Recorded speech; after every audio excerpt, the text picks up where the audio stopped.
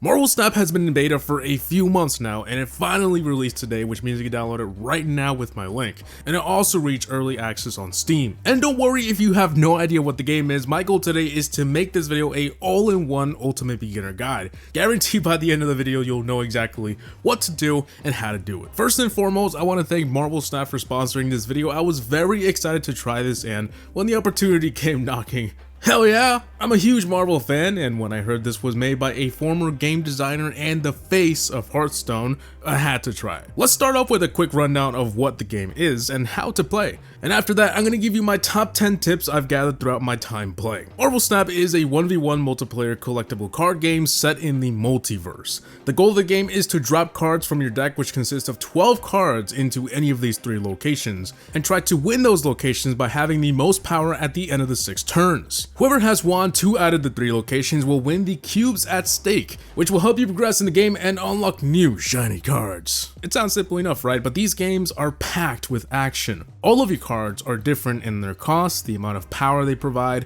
and their abilities. Like for example, doubling the power in that location, locking it down, or even changing the location. Speaking of locations though, they also have their own set of game-altering effects. You could have one location absolutely turn a game upside down, but that's the fun of it. In addition, each turn will give you 1 energy. So in turn 1, you have 1 energy, turn 2, 2 energy, and so on. This energy is used to drop cards depending on their energy cost. So of course, you need to save up enough energy to drop that beefy Hulk you've been saving. And to make things even more interesting, any player can snap by tapping on the cubes if they think they have a good chance of winning. This doubles the amount of cubes at stake, which means you can earn double cubes but also lose double cubes. And if you're wondering, cubes are the goal in this game. It increases or decreases your rank. It determines where you play against other players. As you climb ranks though, you also get rewards, which are pretty sweet. Now after the game, you're sent home with some random card boosters. That is what you need to upgrade that card. As long as you're playing the card that you want to upgrade,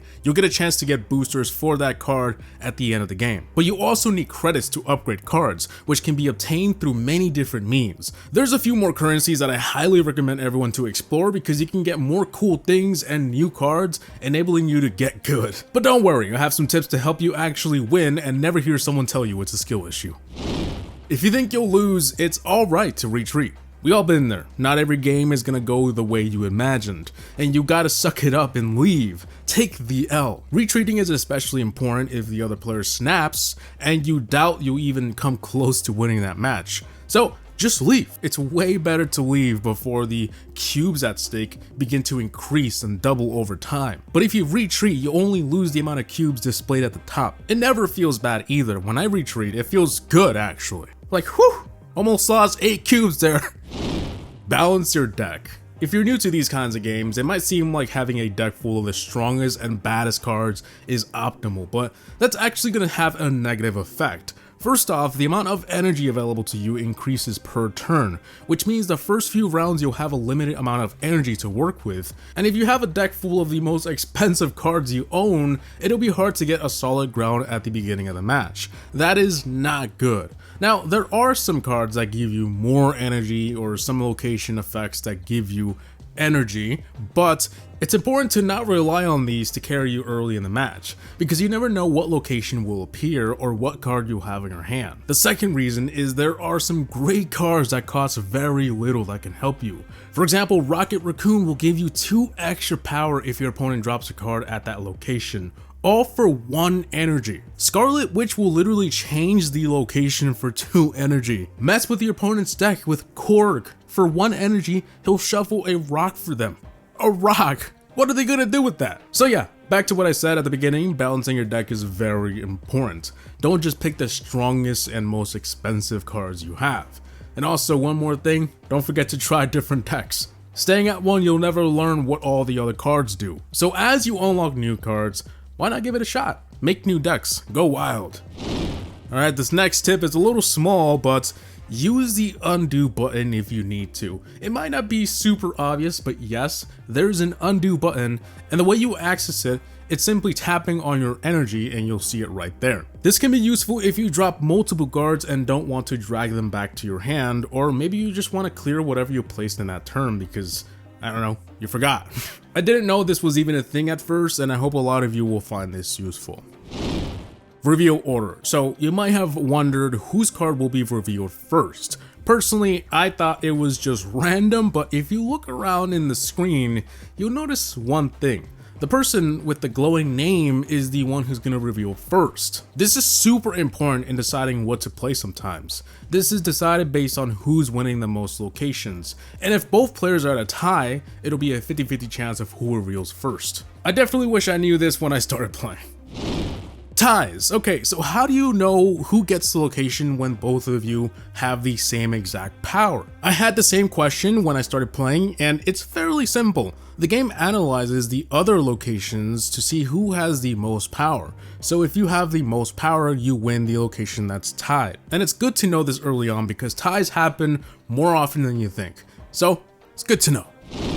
Use the snap. Don't be afraid to snap when it looks like you'll win the game. Even sometimes when I don't even know for sure, but I'm feeling lucky, I'll snap anyways. There's nothing wrong with snapping if you want to take your shot at earning more cubes. Plus, your adrenaline rush is great. Also, by snapping, you might just scare off your opponent because they'll want to leave early if they think they'll lose, to avoid losing so many cubes. It's like a psychological game. If you win the round after snapping, you'll thank yourself later. Just remember that the feature exists and it's definitely worth using. At the end of the day, do what you think is best. For me, I like to take my chances in things, so I'm pretty much snapping every game. But I don't recommend that, unless you're like me. Cards you don't use. They're all probably sitting there as commons, and that's cool, but if you want to progress faster and unlock more cards, upgrade your commons even if you don't use them because they give you an easy collection level. It's incredibly cheap to upgrade a card for the first time, so do not skip out on it because it's an easy way to progress. There is no pay to win in this game, so don't think you can just drop some Ks and rush your way to unlocking stuff. You have to earn cards by playing and upgrading cards. It's the most free-to-play friendly game I've came across lately. Upgrades are literally cosmetics, so if you wanted to, you don't even have to upgrade anything, but of course, that's not a good strategy. You definitely want to because the rewards from it will help you move on. Do your missions, challenges, and seasonal challenges. All of these combined, if you focus on completing them, you can earn a lot of gold, credits, XP for the season pass, and unlock new cards. If you want to progress through the game in addition to ranks, I highly recommend to click on the missions tab and see what's gotta be done. As for the season pass, it has its own button. I highly recommend you to go check that out and try and complete those missions. There are different things to do, so some are easy, some are hard, but you got this. This next tip is rather small, but make sure to check the shop daily because there is some sweet 50 free credits every single day. You're gonna want a lot of credits the more you upgrade your cards and the higher rarity they are, so this is definitely one thing I make sure to do. Locations. They can make or break a game, and that's why you need to pay attention to what the effects of the location are. It is not the same every match, so you want to keep your head in the game. You can't just autopilot a victory. One of my favorite locations to take advantage of is Atlantis. If you have one card at that location, it gets +5 power, but only if there's one card. It's a great way to outsmart your opponent because you can wait until late game and drop a beefy card. But depending on how high you're in rank, your opponent may have the same exact idea. So try different methods like maybe dropping Professor X to literally lock that location, or dropping a Hulkbuster which merges with another card, making one. There are so many different things you can try. Of course, there are many locations, but I felt the need to provide an example such as Atlantis. Use the effects of the location to your advantage. That's pretty much what I'm trying to say. So guys, that is my starter guide. Of course, there are a lot of other things to know, but you should learn some of it as you play more and more. As I said earlier, links will be down below to download, and it is also on Steam for its early access. It is essentially the same game, but on computer. Your account will also carry over, so no need to worry about what account you'll have or losing your data or anything like that. But anyways, with that being said, I want to thank Marvel Snap again for sponsoring this video. I had a lot of fun working on this guide, and I hope it isn't the last. So, Havoc Gaming out. Peace!